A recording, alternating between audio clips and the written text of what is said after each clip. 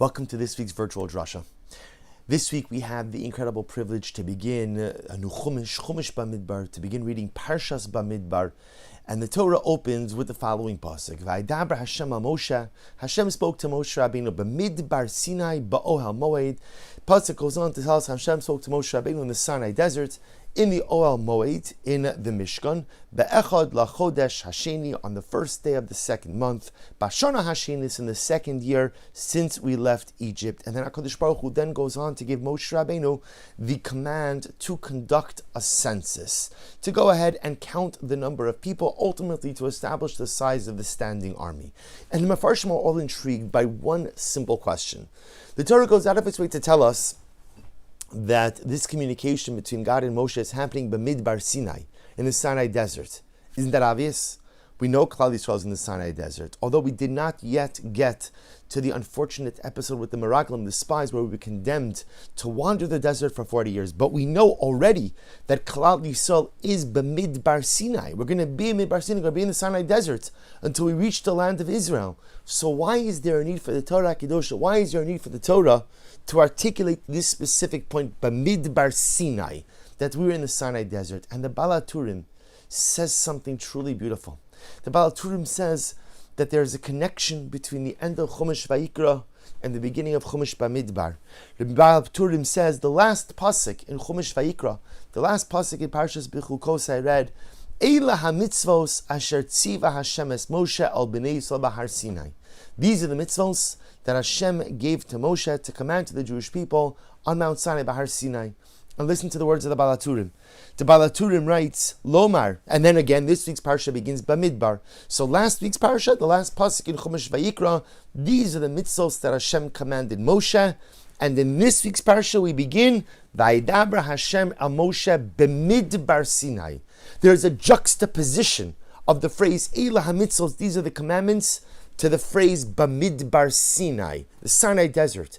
And what does the juxtaposition teach us? Writes the Baal HaTurim, Lomar, Im ein adam mesim atzmo kemidbar, that unless a person makes himself like a desert, eino yochol leida Torah u'mitzvos.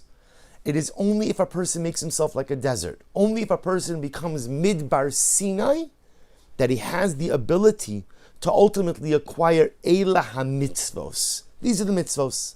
And the question is obvious. What does that mean? I have to make myself into a desert, ultimately in order to acquire Torah and spirituality. So on a basic level, the Baal HaTurim is teaching us the desert is really bereft of most things. Interesting thing in life is that very often we're all looking for the same thing. We're all looking for happiness. We're all looking for a sense of contentment, a sense of completion, a sense of meaning. But all too often, we try to find that meaning in material goods, in material wealth, in material acquisitions or pursuits. Now, to be clear, there's nothing wrong with enjoying the material world. There's nothing wrong with accumulating wealth. There's nothing wrong with living a nice and comfortable physical life, as long as I know that's not going to bring me ultimate life joy. It'll bring me comfort, it'll bring me some level of happiness, but it's not going to bring me a true and profound sense of simcha. Simchas hachayim, joy in life, only comes from a sense of meaning.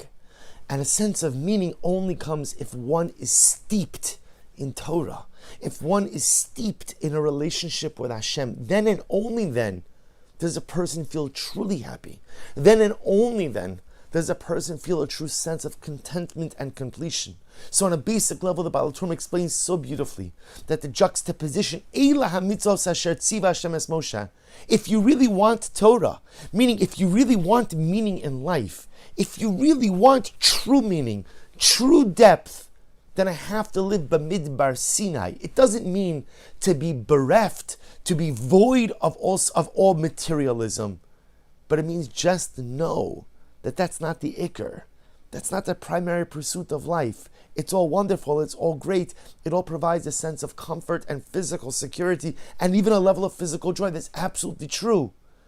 But if you want real ruchnius, if you want real spirituality, if you want real holiness in life, you have to make yourself like a desert, recognizing that the things you could hold on to and the things you could count, and the things you could measure, and the things you could acquire, they're nice, but they're not going to give you a true sense of meaning in this world.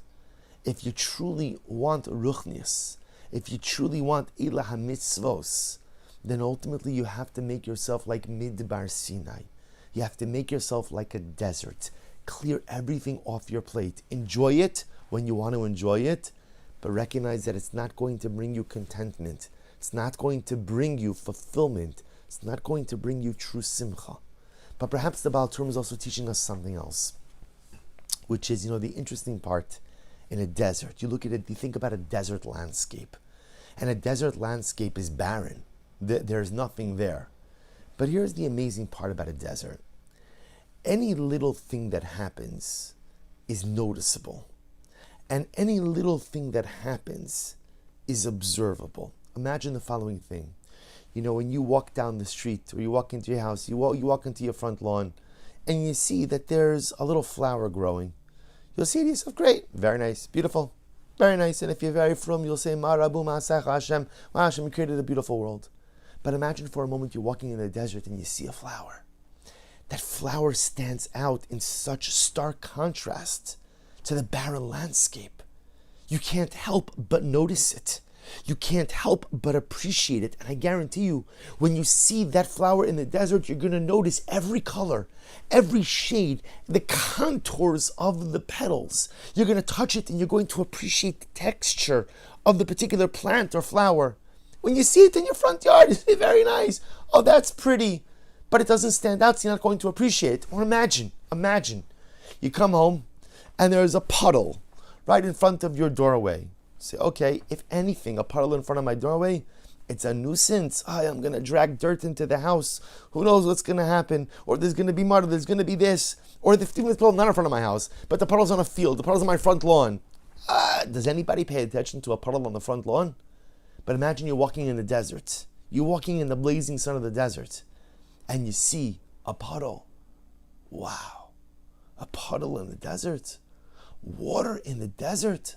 A little collection of rain or from a natural spring. Absolutely incredible. Because in the desert, you appreciate everything more. Because in the desert, there's less of everything, so you appreciate everything. There's less of the things that are so commonly found all around us, so everything stands out. Everything is appreciated. And perhaps that's what the Baal Turim is teaching us.